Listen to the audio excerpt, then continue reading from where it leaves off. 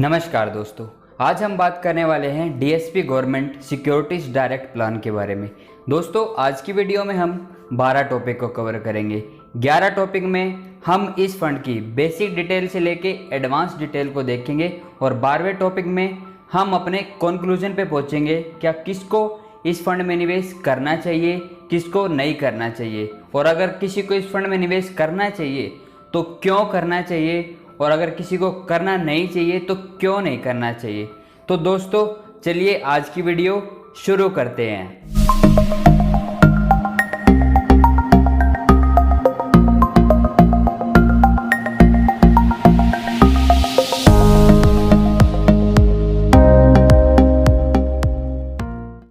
सबसे पहले DSP government securities direct plan है क्या। दोस्तों, मैं यहाँ पे आपको एक चीज़ बता देना चाहता हूँ कि हर फंड में दो तरह के प्लान होते हैं। एक होता है डायरेक्ट प्लान, एक होता है रेगुलर प्लान। रेगुलर प्लान उस प्लान को बोला जाता है जब आप किसी एजेंट, ब्रोकर या किसी एडवाइजर के थ्रू किसी म्यूचुअल फंड में इन्वेस्ट करते हैं, उसको रेगुलर प्लान बोला जाता है। और डायरेक्ट प्लान उस प्लान को बोला जाता है जब आप खुद अपनी रिसर्च करके खुद किसी फंड में निवेश करते हैं, उसको डायरेक्ट प्लान बोला जाता है। तो दोस्तों, आज हम इस फंड के डायरेक्ट प्लान के बारे में बात करने वाले हैं। तो दोस्तों, ये एक डेट कैटेगरी का गिल्ट फंड है जो कि आपके द्वारा इन्वेस्ट किए गए पैसे को गवर्नमेंट द्वारा जारी किए गए बॉन्ड्स में निवेश करता है, जिनमें डिफॉल्ट होने का रिस्क बिल्कुल भी नहीं रहता। आप एक तरह से यही मान के चल सकते हैं कि आप एक तरह से गवर्नमेंट को कर्ज के रूप में पैसा दे रहा है, जिनमें डिफॉल्ट होने का कोई रिस्क नहीं होता जब तक गवर्नमेंट आपको पैसा वापस नहीं लौटा देती। तो दोस्तों, ये फंड 1 जनवरी 2013 को 37 रुपीज की एनएवी के साथ लॉन्च किया गया था। और दोस्तों, आज का इसका एनएवी प्राइस है 73.87।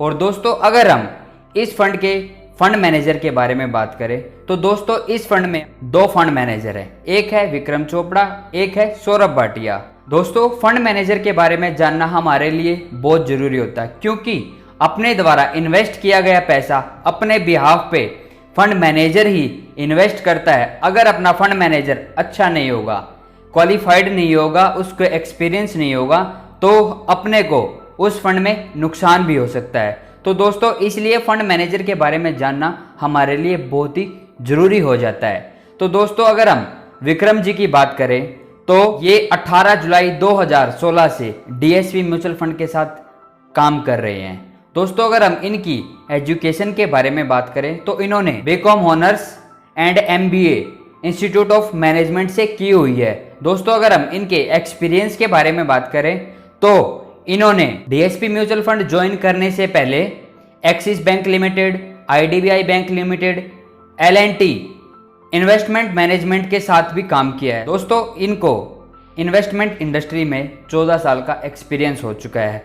और अगर हम सौरभ जी की बात करें तो ये 1 मार्च 2018 से रेगुलर डीएसपी म्यूचुअल फंड के साथ काम कर रहे हैं। और अगर हम इनकी एजुकेशन के बारे में बात करें तो इन्होंने पोस्ट ग्रेजुएशन डिप्लोमा किया हुआ है इन्वेस्टमेंट मैनेजमेंट फाइनेंस में। और अगर हम इनके एक्सपीरियंस के बारे में बात करें तो दोस्तों, mister Saurabh ji DSP mutual fund join करने से पहले ICICI bank limited, HSBC asset management के साथ काम कर चुके हैं, जिनसे इनको 16 साल का एक्सपीरियंस हो चुका है इन्वेस्टमेंट इंडस्ट्री में। तो देख सकते हैं कि दोस्तों, आप इस फंड में फंड मैनेजर अपने को एक्सपीरियंस वाले मिल रहे हैं। और दोस्तों, अब हम इसके एयूएम के बारे में बात करते हैं। दोस्तों, एयूएम का मतलब होता है एसेट अंडर मैनेजमेंट, कि इस फंड के पास अब तक इन्वेस्टर्स द्वारा कितना पैसा इन्वेस्ट किया जा चुका है। दोस्तों, आप यहाँ पे स्क्रीन पे भी देख पा रहे होंगे, मैंने यहाँ पे स्क्रीन पे भी डाल दिया है, आप यहाँ पे देख सकते हैं कि इस फंड में अब तक इन्वेस्टर्स द्वारा 1172 करोड़ रुपीस निवेश किए जा चुके हैं। और दोस्तों, अगर हम इनके पोर्टफोलियो के बारे में बात करें, दोस्तों पोर्टफोलियो का मतलब होता है कि आपके द्वारा इन्वेस्ट किया गया पैसा किस कंपनी या किस सेक्टर में निवेश किया जा रहा है। दोस्तों, आप यहाँ पे स्क्रीन पे देख पा रहे होंगे कि आपके द्वारा इन्वेस्ट किया गया पैसा सोवरियन गोल्ड बॉन्ड में ही निवेश किया जाता है इस फंड के थ्रू। और दोस्तों, अब हम बात करते हैं इसकी इन्वेस्टमेंट के बारे में। दोस्तों, इस फंड में आप दो तरह से इन्वेस्टमेंट कर सकते हैं।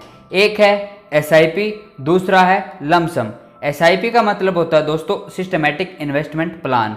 इस प्लान में आपको हर महीने कुछ पैसा ईएमआई के रूप में देना पड़ता है। और अगर हम लमसम की बात करें तो लमसम का मतलब होता है दोस्तों अगर आपके पास कुछ पैसा इकट्ठा पड़ा हुआ है तो उस इकट्ठे पैसे को ही लमसम अमाउंट बोला जाता है। तो आप इस फंड में दो तरह से इन्वेस्टमेंट कर सकते हैं। अगर आप मिनिमम एसआईपी के साथ शुरू करना चाहते हैं इस फंड में निवेश करना, तो आप मिनिमम 500 रुपीज इस फंड में निवेश कर सकते हैं। और अगर आप लमसम अमाउंट के साथ इस फंड में निवेश करना चाहते हैं तो आप मिनिमम 500 रुपीज के साथ ही निवेश कर सकते हैं। इसमें मिनिमम एसआईपी भी 500 है और लमसम अमाउंट भी 500 है। तो यहाँ पे आपको एक बेनिफिट ये हो जाता है कि आपको कम पैसे से इसमें इन्वेस्ट करने का मौका मिल जाता है। और दोस्तों अब हम बात करते हैं इसके चार्जेस के बारे में।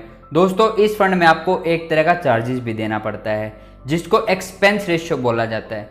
दोस्तों एक्सपेंस रेशियो चार्जेस उस चार्जेस को बोला जाता है जो कि आपके फंड को मैनेज करने के लिए हर महीने आपकी इन्वेस्टमेंट से डिडक्ट किया जाता है। तो दोस्तों इस फंड में आपको 0.56% एज ए फंड मैनेजिंग के रूप में एक्सपेंस रेशियो चार्जेस देना पड़ता है। और अब हम दोस्तों इसके टैक्स के बारे में बात करते हैं। दोस्तों इस फंड में आपको टैक्स भी देना पड़ सकता है। दोस्तों अगर आप इस फंड से पैसा 3 साल से पहले रिडीम करते हैं तो आपको इनकम टैक्स स्लैब के हिसाब से टैक्स देना पड़ेगा आपकी इन्वेस्टमेंट पे जो गेन हुआ है उस पर। और अगर आप इस फंड से 3 साल के बाद पैसा रिडीम करते हैं तो आपको इन्फ्लेशन इंडेक्शन का बेनिफिट देने के बाद जो भी आपकी इन्वेस्टमेंट पे गेन बचता है उस पे इनकम टैक्स स्लैब के हिसाब से टैक्स देना पड़ेगा। और दोस्तों मैं आपको यहाँ पे एक चीज बता देना चाहता हूँ। दोस्तों इस फंड में आपको 20% इन्फ्लेशन इंडेक्सेशन बेनिफिट मिलता है। और दोस्तों अब हम बात करते हैं इसके रिटर्न के बारे में। दोस्तों इस फंड ने अपने इन्वेस्टर्स को पिछले एक साल में 15.4% का रिटर्न दिया है। और अगर हम इसके 3 साल के बारे में बात करें तो दोस्तों इस फंड ने अपने इन्वेस्टर्स को पिछले 3 साल में 9.6% का रिटर्न दिया है। और जब से ये शुरू हुआ है तब से लेके अगर अब तक इस फंड का हम रिटर्न देखें तो इस फंड ने अपने इन्वेस्टर्स को 9.4% का रिटर्न दिया है। तो आप यहाँ पे एक चीज मान के चल सकते हैं कि ये फंड आपको मिनिमम 9 से 11% के बीच में रिटर्न दे सकता है अकॉर्डिंग टू मी। और दोस्तों अगर हम इसकी कैटेगरी के बारे में बात करें, जैसे कि इसी कैटेगरी के अलग भी फंड है, तो उन फंडों ने पिछले एक साल में अपने इन्वेस्टर्स को कितना रिटर्न दिया है, तो दोस्तों इसी कैटेगरी के अलग फंडों ने अपने इन्वेस्टर्स को पिछले एक साल में 13% का रिटर्न दिया है। और अगर हम इनके 3 साल के बारे में बात करें तो 7.7% का रिटर्न दिया है। दोस्तों अगर हम इस फंड की रैंकिंग के बारे में बात करें और रेटिंग के बारे में बात करें तो दोस्तों इस फंड को 5 स्टार रेटिंग मॉर्निंग स्टार द्वारा दी जा चुकी है। और दोस्तों ये इस कैटेगरी में सेकंड पोजीशन पे स्टैंड करता है। और दोस्तों अब हम बात करते हैं इसके प्रोज और कॉन्स। प्रोज और कॉन्स का मतलब होता है दोस्तों फायदा और नुकसान। तो दोस्तों इस फंड का पहला फायदा है इस फंड का 1 साल का return higher than the category average. कहने का मतलब ये है कि इसी कैटेगरी के जितने भी अलग फंड है उन फंडों से पिछले एक साल में ज्यादा रिटर्न कमा के इस फंड ने अपने को दिया है। और दूसरा फायदा है दोस्तों 3 साल का रिटर्न। और तीसरा फायदा है 5 साल का रिटर्न। और दोस्तों अगर हम इसके कॉन्स के बारे में बात करें तो दोस्तों इस फंड में मेरे को कॉन्स मतलब नुकसान कुछ ज्यादा दिखता तो नहीं है, बट अकॉर्डिंग टू मी मैं कह सकता हूं कि इस फंड में आपको इक्विटी म्यूचुअल फंड से कम रिटर्न मिल सकता है। लेकिन यहाँ पे आपको एक चीज और बता देना चाहता हूँ कि इक्विटी म्यूचुअल फंड में आपको रिस्क ज्यादा होता है, लेकिन इस फंड में आपको रिस्क नेग्लिजिबल है, मतलब ना के बराबर आपको इस फंड में रिस्क है। और दोस्तों अब हम बात करते हैं इसके इन्वेस्टमेंट ऑब्जेक्टिव के बारे में। दोस्तों इन्वेस्टमेंट ऑब्जेक्टिव का मतलब होता है किसी भी फंड का एम या गोल कि ये क्या अचीव करना चाहता है। तो दोस्तों इस फंड का एम है कि मैं अपने इन्वेस्टर्स को सेंट्रल गवर्नमेंट की सिक्योरिटीज एंड बॉन्ड्स में निवेश करके उनके लिए इनकम जनरेट कर सकूं।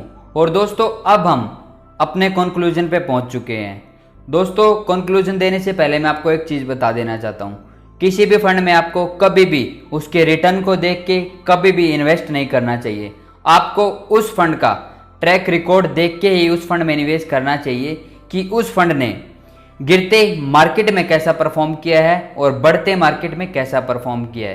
कहने का मतलब मेरा ये है कि अगर गिरते हुए मार्केट में कोई फंड कम गिरता है तो हमारे लिए वो अच्छा फंड हो सकता है, और दोस्तों जो बढ़ते हुए मार्केट में ज़्यादा बढ़ता है तो ये दोस्तों आप खुद ही देख सकते हैं कि जो ज़्यादा बढ़ेगा बढ़ते हुए मार्केट में तो अपने लिए अच्छा ही ऑप्शन हो सकता है। तो दोस्तों अगर हम अपने कंक्लूजन के बारे में बात करें तो दोस्तों इस फंड में उन इन्वेस्टर्स को बिल्कुल भी इन्वेस्ट नहीं करना चाहिए जो 3 साल से पहले पैसा रिडीम करना चाहते हैं या निकालना चाहते हैं, क्योंकि इस फंड में आपको आपकी एक्सपेक्टेशन के अनुसार रिटर्न नहीं मिल पाएगा अगर आप 3 साल से पहले इस फंड से पैसा रिडीम करते हैं। और अगर आप डेट कैटेगरी में ही 3 साल से कम समय के लिए इन्वेस्ट करना चाहते हैं तो आप लिक्विड फंड की तरफ भी देख सकते हैं, वो भी एक अच्छा ऑप्शन होता है।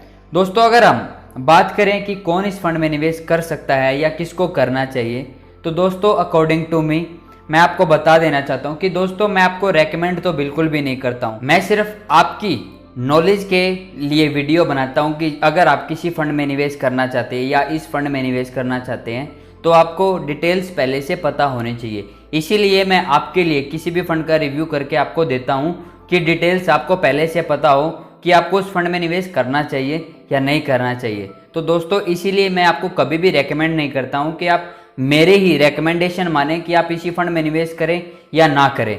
दोस्तों आप अपनी खुद की रिसर्च करके किसी फंड में निवेश करें या अपने एडवाइजर के थ्रू डिस्कस करके ही किसी फंड में निवेश करें। ऐसे ही किसी के कहने पे कभी भी किसी फंड में निवेश नहीं करना चाहिए, क्योंकि दोस्तों आपका पैसा आपके लिए बहुत ही मायने रखता है। कहीं ना कहीं आपको नुकसान हो सकता है अगर हम किसी की भी एडवाइस लेंगे, क्या मालूम अपने लिए वो एडवाइस अच्छी हो या बुरी हो। तो इसलिए दोस्तों आप अपनी रिसर्च करके ही किसी फंड में निवेश कीजिए। बट अकॉर्डिंग टू मी दोस्तों किसको इस फंड में निवेश करना चाहिए? दोस्तों मेरे हिसाब से उन इन्वेस्टर्स को इस फंड में निवेश करना चाहिए जो लंबे समय के लिए इन्वेस्ट करना चाहते हैं और जो अपनी वेल्थ क्रिएट करना चाहते हैं। उनके लिए एक ये बेस्ट ऑप्शन हो सकता है। तो दोस्तों ये फंड आपको मान के चलो 9 से 12% के बीच में रिटर्न दे सकता है। उम्मीद करता हूं दोस्तों आपको आज का कॉन्सेप्ट क्लियर हो गया होगा।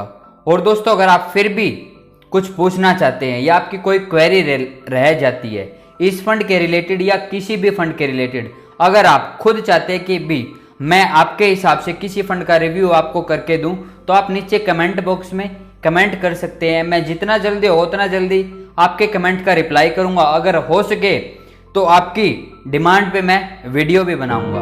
और दोस्तों अगर आप मुझसे जुड़ना चाहते हैं तो मैंने नीचे डिस्क्रिप्शन में अपने सभी सोशल मीडिया हैंडल्स के लिंक डाल दिए हैं, चाहे तो जाके आप उनको फॉलो या ज्वाइन कर सकते हैं। और दोस्तों अगर आपको वीडियो अच्छी लगी है या आपके किसी काम आ सकती है या किसी रिलेटिव या फ्रेंड के काम आ सकती है तो दोस्तों इस वीडियो को शेयर कीजिए, जिससे उनको भी पता चल सके कि किसी फंड में निवेश करने से पहले हमको क्या क्या चीज़ें देखनी चाहिए। और दोस्तों अगर आपको मेरी वीडियो पसंद आती है तो दोस्तों आपसे रिक्वेस्ट करता हूं कि सपोर्ट में मैं चाहता हूं कि आप वीडियो को लाइक कीजिए। और अगर आप ऐसी ही इंफॉर्मेशनल और नॉलेजेबल वीडियो देखना चाहते हैं तो दोस्तों हमारे चैनल को सब्सक्राइब कीजिए और साथ ही बेल आइकन को दबाइए, जिससे मेरी आने वाली सभी वीडियो का नोटिफिकेशन आपको मिल जाएगा। दोस्तों उम्मीद करता हूं आपको आज की वीडियो अच्छी लगी होगी, हेल्पफुल लगी होगी। तो दोस्तों आज के लिए वीडियो में इतना ही, मिलते हैं आने वाली किसी नई वीडियो में। तब तक के लिए नमस्कार, धन्यवाद, बाय।